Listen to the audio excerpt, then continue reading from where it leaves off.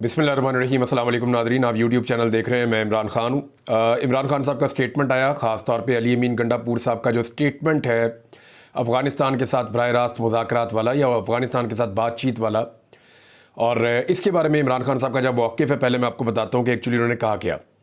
इमरान खान ने कहा, पहले पूरी बात सुन लेते हैं कि वो किन किन चीज़ों पर बात कर रहे थे, लेकिन मेरी नज़र में जो सबसे इंपॉर्टेंट पोर्शन है वो यही है कि अफ़गानिस्तान से बात करना चाहती है खैबर पख्तूनख्वा की हुकूमत, और वो वफाकी हुकूमत को बार बार कहते रहे उनके बकौल कि जी आप अफ़गानिस्तान को अंगेज करें। अफ़गानिस्तान को अंगेज किए बगैर पाकिस्तान में, ख़ास तौर पे खैबर पख्तूनख्वा में अमन व अमान कायम करना किसी ऑपरेशन की बुनियाद पे उनके मुताबिक ये मुमकिन नहीं है, और यहाँ पे आपको अंगेज करना पड़ेगा। लेकिन फ़ेडरल गवर्नमेंट सूबाई हुकूमत के मुताबिक वो इस पर तवज्जो नहीं देती, तो उन्होंने कहा जी हम इस पर बात करते हैं उनके साथ।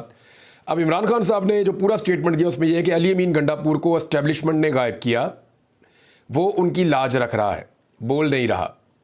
अडियाला में सहाफ़ियों से बातचीत करते इमरान खान साहब, उन्होंने कहा कि इस वक्त मुल्क में याह्या खान पार्ट 2 मौजूद है। याह्या खान ने मुल्क की सबसे बड़ी सियासी जमात के ख़िलाफ़ ऑपरेशन किया। याह्या खान पार्ट 2 मुल्क के इदारे तबाह कर रहा है। पुलिस और मातहत अदलिया से लोगों का एतमाद उठ गया है। गुज़िश्ता दिनों जज ने 3 घंटे हदायत लेकर बुशरा बीबी के ख़िलाफ़ फैसला दिया। मौलाना फजल रहमान का फ़ौज और अदलिया समेत किसी भी ओहदे पर तौसी ना देने का बयान खुश आइंद है। शुक्र है कि मौलाना फजल रहमान साहब ने कहा कि वो किसी भी तौसी को नहीं मानते। नवाज शरीफ ने पहले डंडों से सुप्रीम कोर्ट पर हमला किया, और अब जज को तौसी देकर सुप्रीम कोर्ट पर या अदलिया पर हमलावर होने जा रहे हैं। कादी फ़ायद ईसा इंसानी हकूक़ की खिलाफ वर्जियों और इंतखाबी धांधलियों को तहफ़्फ़ुज़ दे रहा है। इसी के इनाम में कादी फ़ायद ईसा को तौसी देने की कोशिश हो रही है। जब आप अदलिया पर हावी होंगे तो मुल्क तबाह हो जाएगा। इमरान खान ने कहा कि सिंगापुर में 140 अरब डॉलर की सरमायाकारी हुई, पाकिस्तान में 1 अरब डॉलर से भी कम सरमायाकारी आई। वजह यह है कि सरमायाकारी वहाँ होती है जहाँ कानून की बालादस्ती होती है। जजेस को धमकियाँ मिल रही हैं, अदालती निज़ाम को तबाह किया जा रहा है। बैरून मुल्क मुकीम 1 करोड़ पाकिस्तानी ही वतन का मुस्तकबिल है। बैरून मुल्क मुकीम पाकिस्तानी ही मुल्क को बचा सकते हैं। IMF से तब आज़ाद होंगे जब बैरून मुल्क मुकीम पाकिस्तानी अपने मुल्क में सरमायाकारी करेंगे।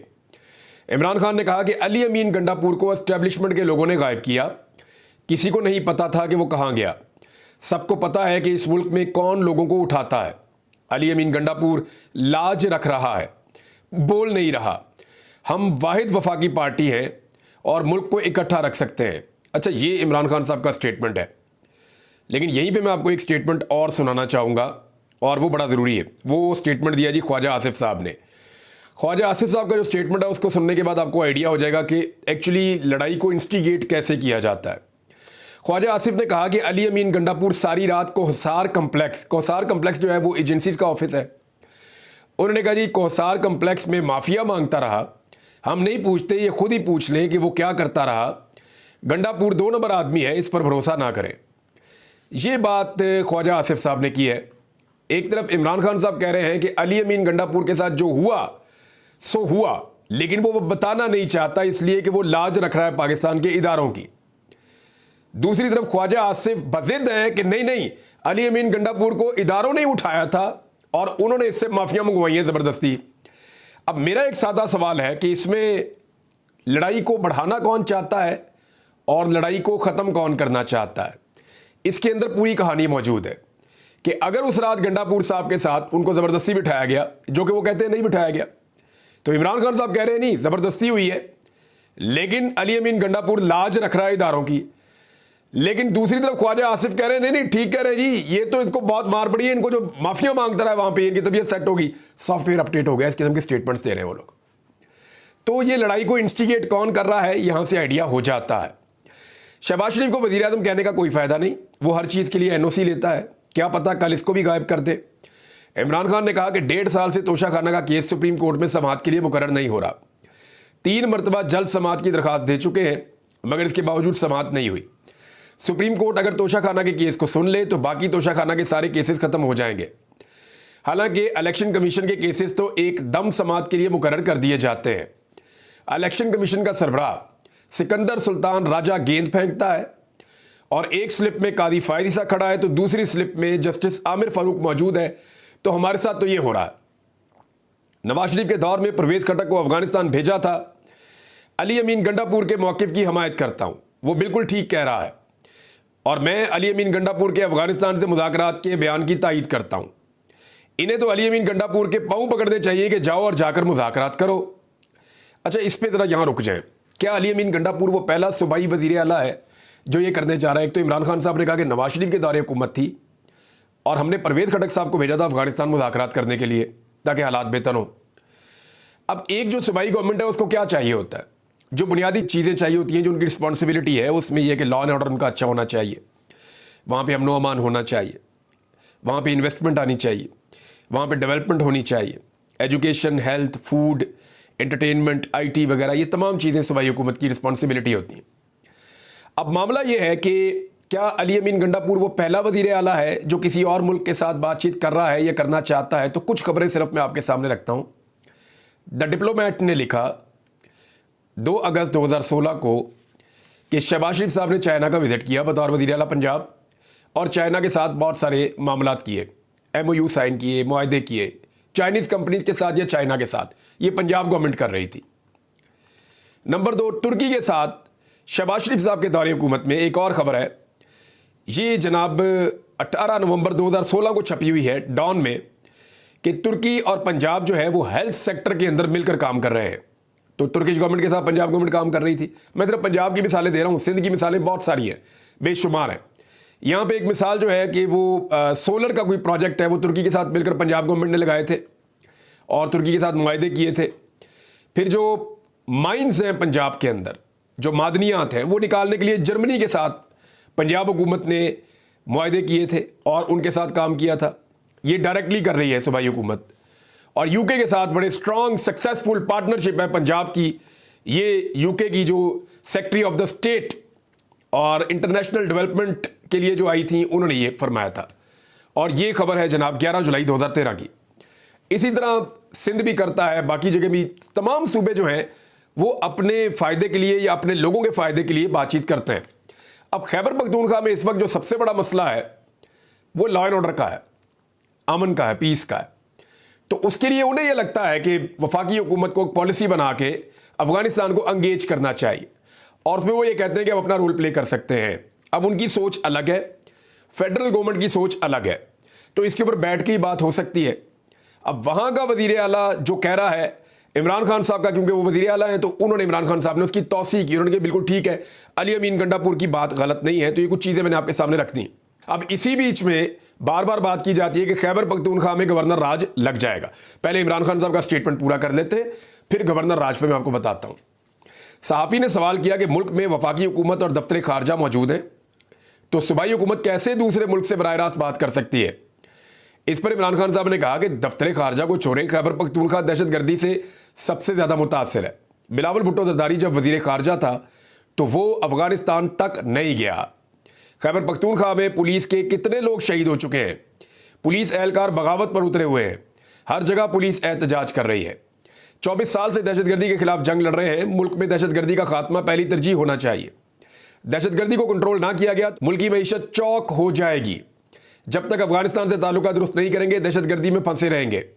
आदाद शुमार देखें, सबसे कम दहशतगर्दी पाकिस्तान तहरीक इंसाफ के दौर में हुई। अगर कोई दहशतगर्दी ख़त्म करने की कोशिश कर रहा है तो उससे ताउन करें। इमरान खान ने कहा कि अली अमीन गंडापुर मुल्क के फ़ायदे की बात कर रहा है, खुदा न खास्ता मुल्क के खिलाफ बात नहीं कर रहा। खैबर पख्तूनख्वा में पुलिस का मामला बगावत तक पहुँच चुका है। वहाँ 1000 पुलिस एहलकार शहीद हो चुके हैं। वफाक खुद कह रहा है कि क्रॉस बॉर्डर दहशतगर्दी है, तो वफाक ने फिर अब तक क्या किया? अली अमीन गंडापुर ने जाने की बात की है, ये नहीं कहा कि जा रहा हूँ। उसने कोई टाइम तो फिक्स नहीं किया। क्या मुज़ाकरात की बात करके अली अमीन गंडापुर ने कौन सी गलत बात कर दी? अशरफ गनी की हुकूमत पाकिस्तान मुखालिफ थी, इसके बावजूद मैं अफगानिस्तान गया और अशरफ गनी को भी पाकिस्तान बुलाया। अली अमीन गंडापुर खैबर पख्तूनख्वा को आज़ाद कराने के बयान से मुताल्लिक सवाल पर इमरान खान ने कहा, चाहिए सवाल जो किया गया इस पर सहाफ़ी हैं ज़ुबैर अली खान साहब, उन्होंने कहा कि ये सवाल उन 2 सहाफ़ियों में से एक ने किया जिन्हें कहीं ब्रीफिंग दी जाती है। ये उनका ये कहना है कि ये सवाल एक्चुअली गलत किया गया और ये सवाल करना बनता ही नहीं था, क्योंकि अली अमीन गंडापुर ने ऐसी कोई बात ही नहीं की थी। यानी इमरान खान साहब से अली अमीन गंडापुर से मनसूब करके एक ऐसा सवाल पूछवाया गया जिसका अगर इमरान खान साहब हाँ में जवाब दे देते तो मुल्क में भूचाल आ जाता। यानी ये किस एजेंडे के तहत ये सवाल किया गया? सवाल ये था, अली अमीन गंडापुर कह रहा है, सवाल ये किया गया कि खैबर पख्तूनख्वा को आज़ाद करवाने का उसने बयान दिया अली अमीन गंडापुर ने। देखिए, खैबर पख्तूनख्वा को आज़ाद करवाने का ये कब कहा अली अमीन गंडापुर ने? खैबर पख्तूनख्वा पाकिस्तान का हिस्सा है, पाकिस्तान है। खैबर पख्तूनख्वा खुद पाकिस्तान है, तो उसको आज़ाद करवाने की बात कब कही थी अली अमीन गंडापुर ने? यह सवाल इमरान खान के सामने कैसे रखा गया? लेकिन इमरान खान साहब ट्रैप नहीं हुए। उन्होंने कहा कि अली अमीन गंडापुर कह ही नहीं सकता खैबर पख्तूनख्वा को आज़ाद करवाना है, मैं ये मानता ही नहीं। जितने मिलिट्री ऑपरेशन पाकिस्तान में हुए और कहीं नहीं हुए, अगर दहशतगर्दी के खात्मे के लिए कोई कोशिश कर रहा है तो इसकी बातचीत की हौसला अफजाई होनी चाहिए। सहाफ़ी ने पूछा कि क्या अगर आप वज़ीर आज़म होते और वज़ीर आला खैबर पख्तूनख्वा आपकी इजाज़त के बगैर अफ़गानिस्तान से बातचीत करता तो क्या आप फिर क्या करते? इमरान खान ने कहा कि मैं ज़रूर बातचीत की इजाज़त दे देता। वजह यह है कि खैबर पख्तूनख्वा में पुलिस जब खुद को बचाने लग जाएगी तो लोगों को कौन बचाएगा? एक और सहाफ़ी ने पूछा कि आपने कहा कि आपको एस्टेब्लिशमेंट ने धोखा दिया, तो ये धोखा क्या था? इमरान खान साहब ने कहा कि जेल में चिड़िया पर नहीं मार सकती। एस्टेब्लिशमेंट के कहने पर आज़म सवाती और बैरिस्टर गौहर सुबह 7 बजे मुझे मिलने आए। एस्टेब्लिशमेंट का मुझे पैगाम दिया गया कि मुल्क की खातिर जलसा मुलतवी कर दिया जाए। एस्टेब्लिशमेंट की जानिब से ही 8 सितंबर की तारीख दी गई और कहा गया कि तमाम सहूलियात दी जाएंगी, मगर 8 सितंबर को जो कुछ हमारे साथ हुआ, इससे बड़ा धोखा और क्या होगा। ये जी इमरान खान साहब ने धोखे के बारे में बताया। अब इसमें इमरान खान साहब ने एक और पैगाम भेजा है जो उनकी बहन अलीमा खान साहबा ने पहुंचाया कि 22 तारीख को लाहौर में जो है जलसा वो ज़रूर होगा। पाकिस्तान तहरीक इंसाफ जो लाहौर में जलसा करने जा रही है उसकी पूरी तैयारियां करे और लाहौर का जलसा हर हाल में होगा, कारकुन निकले। इमरान खान साहब ने पूरा जोर डाला है कि लाहौर में हर हाल में जलसा किया जाए। और इसी जलसे के लिए इस वक्त सिचुएशन ये है कि डीसी को नोटिस करवाया गया पाकिस्तान तहरीक इंसाफ की जानिब से, क्योंकि लाहौर हाई कोर्ट ने तहरीक इंसाफ के 21 सितंबर को होने वाले जलसे से मुताल्लिक अदालती हुक्म पर अमल दरामद ना करने के केस में डिप्टी कमिश्नर लाहौर को जवाब तलबी का नोटिस जारी कर दिया है, क्योंकि वहाँ पे अदालती हुक्म पर अमल दरामद नहीं हो रहा। अदालत ने कहा जी इनको जलसा करने दें, लेकिन 6 महीने से लाहौर के जलसे को लटकाया जा रहा है। तो अब डिप्टी कमिश्नर लाहौर से जवाब तलबी का नोटिस किया गया है और तहरीक इंसाफ ने कहा जी 21 सितंबर को हमने जलसा करना है, और जो डीसी है वो इसके अंदर रोड़े अटका रहे हैं और वो इसकी इजाज़त नहीं दे रहे। ये अकमल खान बारी साहब की जानिब से दरख्वास्त दायर की गई है और अब देखते हैं कि लाहौर में होता क्या है। नाज़रीन, पाकिस्तान तहरीक इंसाफ के खिलाफ जो 8 सितंबर को जो जलसा हुआ था इस्लामाबाद में, उस हवाले से जो FIR काटी गई, उस FIR के ऊपर पूरा पाकिस्तान, पूरी दुनिया हंस रही है। यानी ऐसा लगता है कि निंजा वॉरियर्स लड़ रहे थे उस दिन। ऐसा लगता है कि कोई बहुत ही जांबाज किस्म की फोर्स थी, जिसमें बैरिस्टर गौहर, जिसमें जो है वो उमर अयूब साहब, जिसमें असद कैसर, शेर अफजल मरवत, जिसमें ये बाकी सारे लोग, शेख वक्कास अकरम और जैन कुरैशी और ये लोग। नईम पंजू था, वो तो मुझे पता ही नहीं था कि इतना बड़ा वो कराटे मास्टर है। तो ऐसे ऐसे इल्ज़ामात और इतनी अजीबोगरीब किस्म की वहाँ कार्रवाई डाली गई उस सारी FIR के अंदर, के जो भी उसको पढ़ता था वो हंसता था। जब जरताज गुल वज़ीर साहबा ने इसको कौमी असम्बली में पढ़ के सुनाया तो पूरा ऐवान कह के लगा रहा था। अब वही कह के जो है वो इस्लामाबाद हाई कोर्ट में भी पहुँच गए। अब इस्लामाबाद पुलिस के जो IG हैं अली नासर रिजवी साहब, मैं इनको बहुत पुराना जानता हूँ और ये बड़े अच्छे ऑफिसर हुआ करते थे, लेकिन मुझे हैरत है कि वो अपना मजाक क्यों बना रहे हैं, अपनी फोर्स का मजाक क्यों उड़वा रहे हैं। इससे बेहतर है कि वो किसी ज़िले के अंदर जाके DPO बन जाते, या इससे बेहतर है कि वो कोई और ड्यूटी कर लेते, किसी और जगह चले जाते। सिर्फ एक IG बनने की इतनी बड़ी कीमत तो नहीं है कि आप अपना मजाक उड़वाएं। अब मैं उनकी बड़ी इज्जत करता हूँ, रिस्पेक्ट करता हूँ, क्योंकि उन्होंने बड़ा अच्छा काम किया हुआ है, बड़ा अच्छा काम किया हुआ माजी में, मैंने खुद देखा हुआ, मैं विटनेस हूँ, कोई पूछेगा मैं बताऊँगा भी। लेकिन यहाँ पे मुझे समझ नहीं आ रही कि क्या ये वही आदमी है। अब आप अंदाज़ा करें कि जो अदालत है उसके अंदर भी कह लग गए हैं और अदालत ने बताया कि ये क्या, ये मज़ायका खेज किस्म की FIR है, तो कॉमेडी FIR है, इसको करार दिया गया है। और अदालत के अंदर बहुत अजीबोगरीब रिमार्क्स भी आए। चीफ जस्टिस ने रिमार्क्स दिए कि इस FIR का ऑर्थर भी दिलचस्प है, ये इस्लामाबाद पुलिस है या रज़िया जो गुंडों में फंस गई है। क्रेडिट देना होगा कि बड़े अरसे बाद अच्छी कॉमेडी देखने को मिली है। जिसने भी FIR लिखी है इसने अच्छी कॉमेडी लिखी है। और चीफ जस्टिस ने कहा कि शुएब शाहीन पर पिस्तौल डाल दी। क्या मैं शुएब शाहीन को नहीं जानता? गौहर खान का कह रहे हैं कि पिस्तौल निकाल ली।